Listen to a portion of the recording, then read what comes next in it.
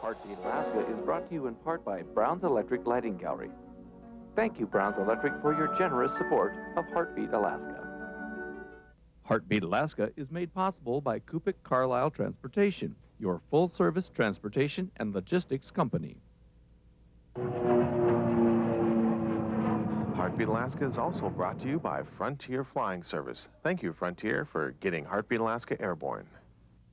1, 2, 3, 4, let's go. It's Heartbeat. It's a fabulous show. Alaska. Hi, Heartbeat Alaska. It's Heartbeat. Alaska. Pull up a chair and enjoy the show. Hear it from Sitka to Barrow. Gather around for Jeannie's show.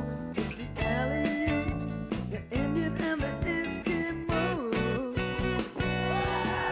It's the Alliute, the Indian, and the Eskimo. Welcome one, welcome all. Hello everyone and welcome to Heartbeat Alaska Native News and Information. I'm your hostess Jeannie Green. Hello to you all. Nice to have you with us.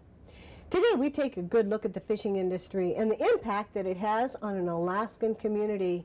Farm salmon and low fish prices has had a major impact on the fishing industry. 3 years ago, some people in Chignik Lagoon decided to do something about it. And what they did also had an impact on this fishing community.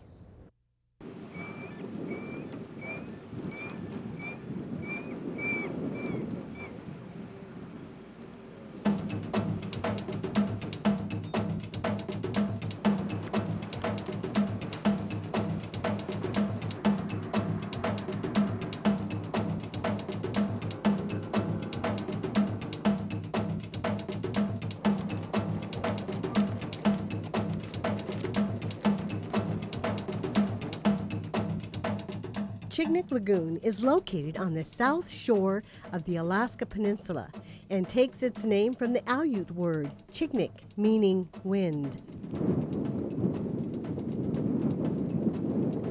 During the Russian fur boom in the late 1700s, the sea otter population was decimated. This, along with the warring and disease, reduced the native population to less than half its former size. Today, this village of a little over 100 people is a subsistence and commercial fishing community. Chignik Lagoon has served as a regional fishing center since the beginning of the commercial fishing era. The people and economy of this village are dependent upon the success of the salmon fleet. In the past, fishing has served these people well, providing a good life for the residents and subsistence users. Seining is the most common style of fishing today.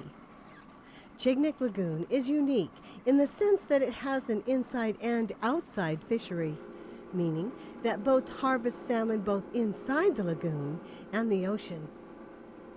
Lifelong resident Julius Andersen recalls the early days of seining in Chignik Lagoon.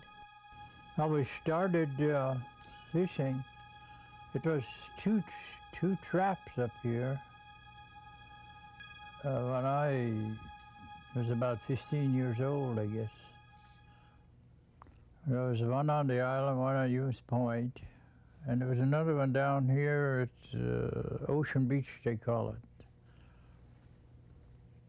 And old Crosby, Harry Crosby, came in with one 65-foot seine boat. He had bought some land across here.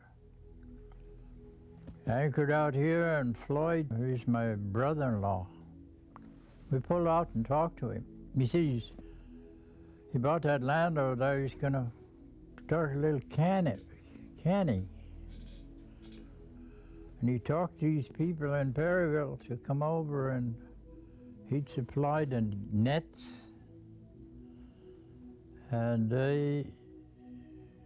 and power dories mostly, with big skiffs with a seine in them. There was about 10 of them maybe. So they started fishing. They weren't much of what you would call a fishing boat, but it worked. At that time, there was just seines about 75 measures deep. It would be about 6 feet, I guess.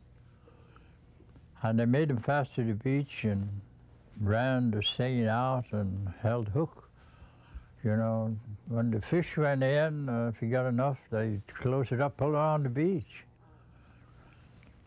That went on for, 10 years, I guess. I think the price was 14 cents a fish.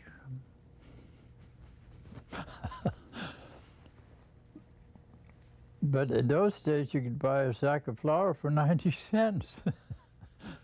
And so a lot of them did, and then the people here, they started doing it. And it all started from that little power dory and the big skiff and the net. And it went to these bigger boats, seine boats. A bunch of boats came from Seldovia. And they had a different way of fishing. Where you had rings on the bottom, you could, haul right out in the middle of the bay and save your salmon. Then somebody came up with the power block. Where you pull the net in. It used to be pull it in by hand, with the stern.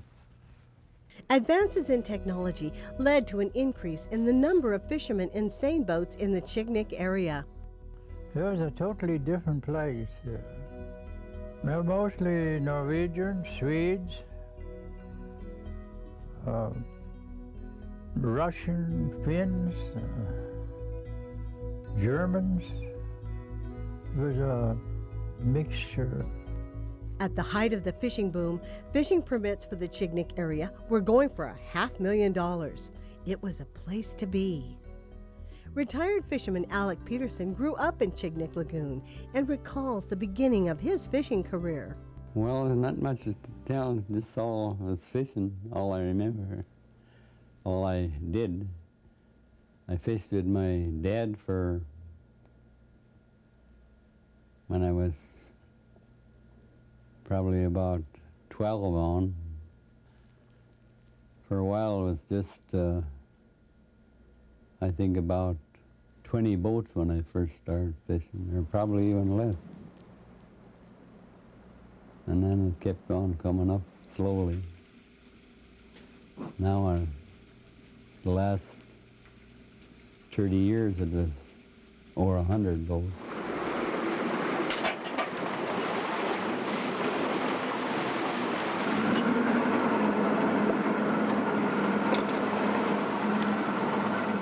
This many boats fishing in a body of water the size of Chignik Lagoon poses a serious problem. If you had 60 or 80 boats, there's 100 of us.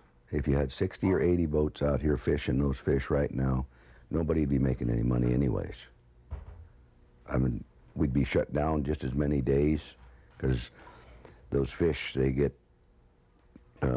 sucked up all in one shot, and then you got to wait for the escapement. The escapement is what governs our fishery here, whether we go fishing or not. The survival of this village is directly dependent on the number of salmon that make their way upriver each year. The state sets up a weir each season to count the numbers of fish returning to their spawning grounds. This number, or escapement, determines when the fishermen can harvest the fish. It's a controlled method of assuring that salmon return to their grounds and the area has future runs of salmon.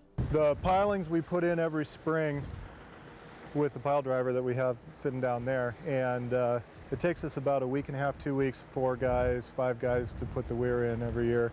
The whole idea behind it is that we put a fence in the river and then the fish went through the 2 gates, and that way we can count them. It's probably one of the largest weirs that are put in, and it works pretty well for us here. We have a boat gate in the river here to let people through, so I'll go up and count them through. And What we do is we wear polarized glasses so we can see down into the water, and we actually count the fish as they go through with the gate.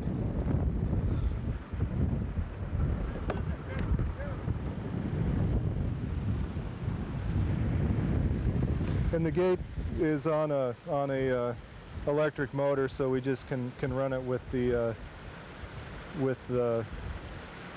by hand here. And we also, this place is pretty self-sufficient. We have our own generators and generate our own power and everything like that.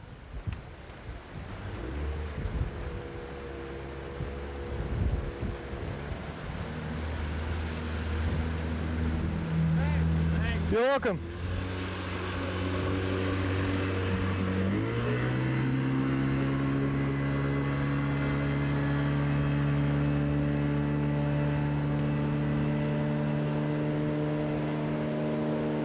Now this is basically where Kevin and I spend most of the time, the assistant area biologist, and then the counting takes place here. We've got the 2 cameras.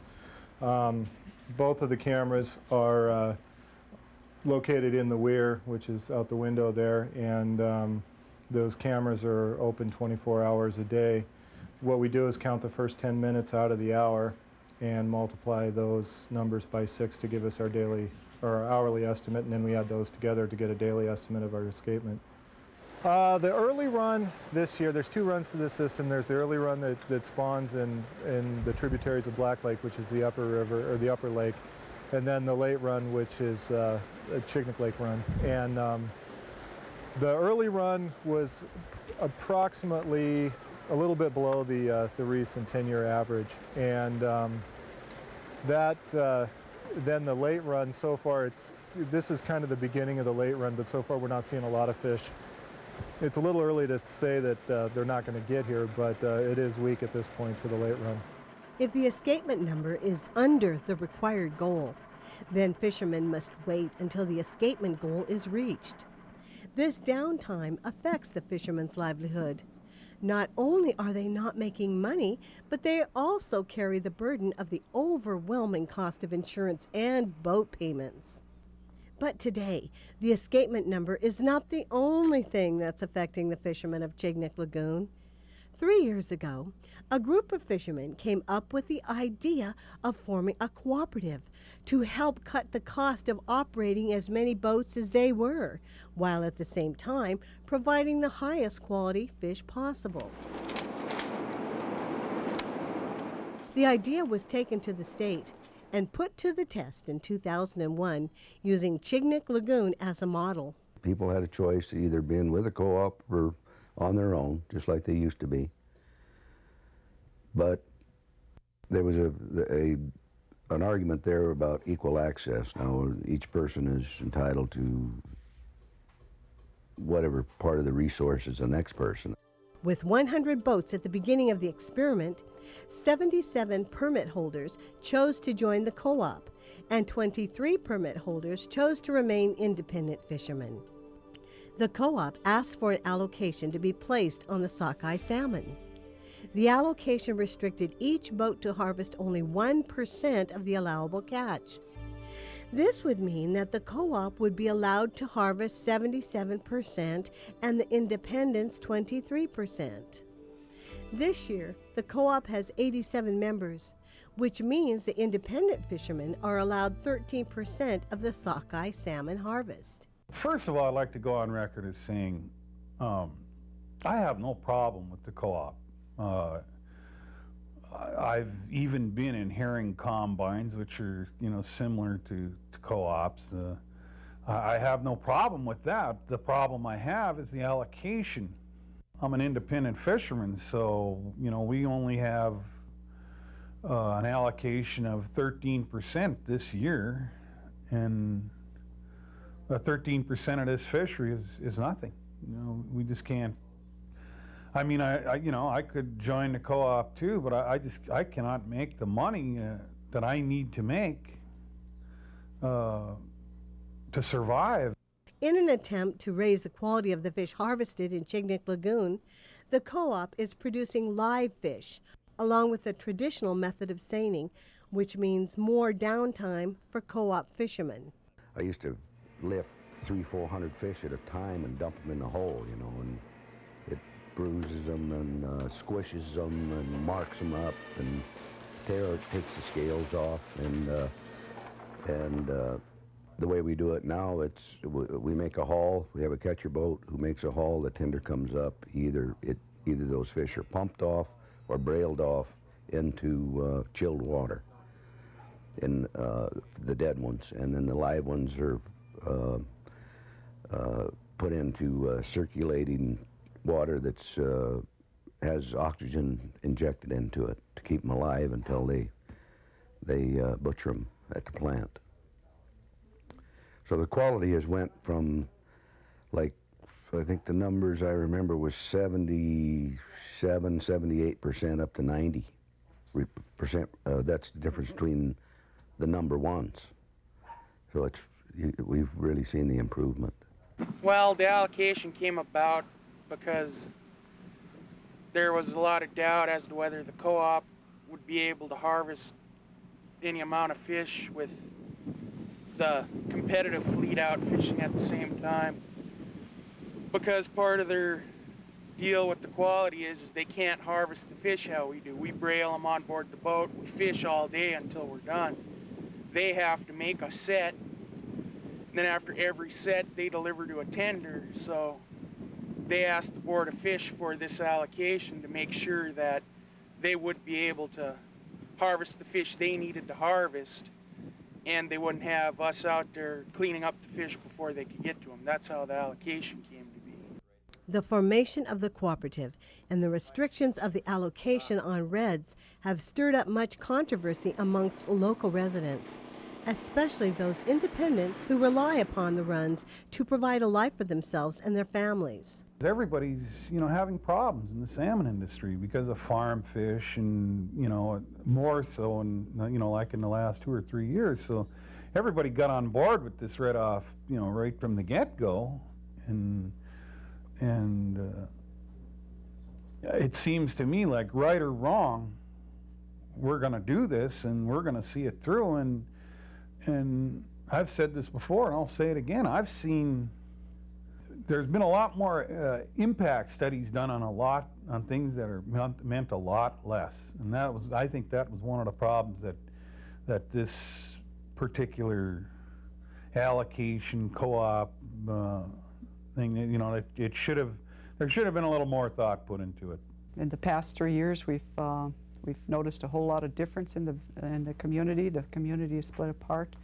The co-op came in. Well, before that, we had summers that were really great. Our fishing was great, and we had a lot of fish. We had good prices, and then gradually the prices started going down. The market was going. What happened after that is somebody came in and they put the co-op in here. They decided that if they couldn't make it one way, they'd make it the other by completely combining. And there were some people who had principles. They decided they were going to fish the way they wanted to. I mean, they had done for years and years and years since they were the first time they were fishing.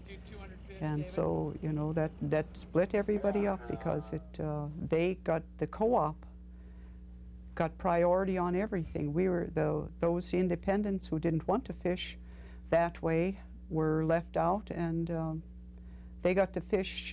The first year, I think they got to fish 15 days in the summer of 3 months, and the second year it was about the same, and this year it's the same again. They've only had 4 days of fishing so far, and it's July.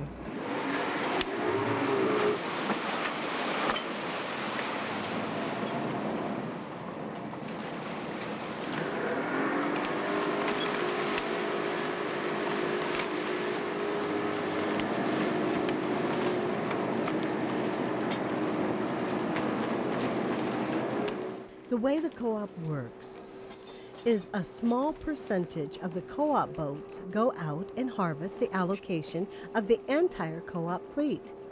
After they have reached their goal, the independent fishermen get their opportunity to harvest their allocation. Well, the way this co-op is set up, they clean up all the fish and then 1 hour later, the independents get to go fishing. There is no buildup up there for those guys like in past historical years. And in the fall, when most of the guys would go home, and there'd just be the few that were left living here, and they made a pretty good income in the fall, usually doing the cleanup. Well, now, that whole percentage stays here to finish out that whole time. And so the allocation, you know, they say it's all fair. I don't believe it's even a fair allocation if you want to get down to totally fair. In the past, before the fall salmon run, many of the fishermen from outside Chignik Lagoon would leave the area until the next season. This allowed local fishermen to harvest the majority of the salmon during the fall run. Now, with the co-op in place, the money that comes from the fish harvested by the co-op during the fall run is divided amongst co-op members, including those who aren't even there doing the work. Let's say a guy from New York or Seattle or wherever, he buys a permit card. That's all he needs is a permit card. He's got as much invested in the fishery as me, and my main problem with this whole thing is I've never believed that permit card was what made the money. What and you know what you've got out of a fishery is what you put into it. Local Mike Grunert is just one of the independent fishermen who is struggling to get by in Chignik Lagoon. With the limited days of fishing allowed for independent fishermen and the allocation of red salmon, the question of, will I be able to continue fishing here, is on the minds of many. We're going to probably have to go back and see if we can't do something about this allocation because, well, number one, I don't think it's right. And if it can't be fixed, and it's, you know, there's a possibility that it won't be fixed or can't be fixed or whatever, and that being the case, I'm out of it. I'm done. You know, I just can't do this. Some independent fishermen feel that the scales of fairness are unbalanced and that the co-op is being favored by the state. They're not held to the same rules that we are, even though they hold the same permits. And that's what frustrates a lot of us. They're allowed, we asked for the same long seines like they've got. They wouldn't give them to us. We asked the Board of Fish for leads. They wouldn't give us those. We were wanting this to be treated equally. That's what I was asking for when I went up there, equal treatment. And we're not getting it. You know, we're not getting the same kind of, it should be fair to both sides. If one side has an advantage to the other sides, we all own the same permits. Right. They're not different. Just theirs are in a co-op and ours aren't. They can anchor both ends of their seine. And that's illegal for us. I blame this on the state of Alaska. When the state of Alaska took this over, there was no protection whatsoever, you know, for the fish and everything. If you went up and told them about something that's being wrong, they say we don't have the money for the protection, things like that. But the part that really gets me is just it's co-op up here. Now we went out and bought a license, and we have the same thing as anyone else has. And we have markers up in that place up there in that river.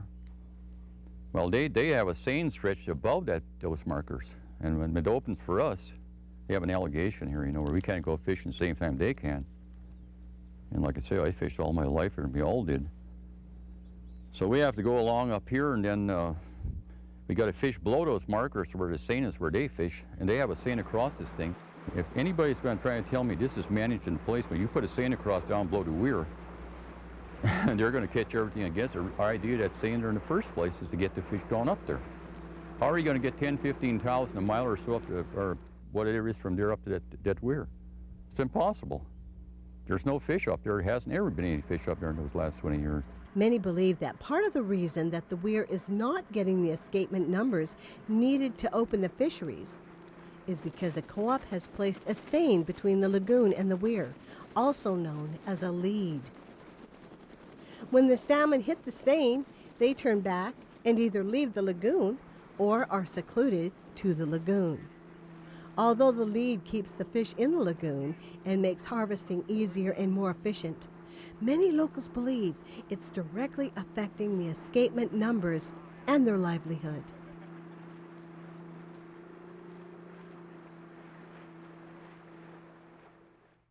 Thank you everyone for joining us for Heartbeat Alaska Native News and Native Information. By the way, kids, I'm looking for some interns to work with me. If you're a college-age student and would like to come in and learn this craft, please give us a call at 907-563-7440. For all of you, I'm Jeannie Green. God bless every single one of you. We'll see you again next week. It's Heartbeat Alaska.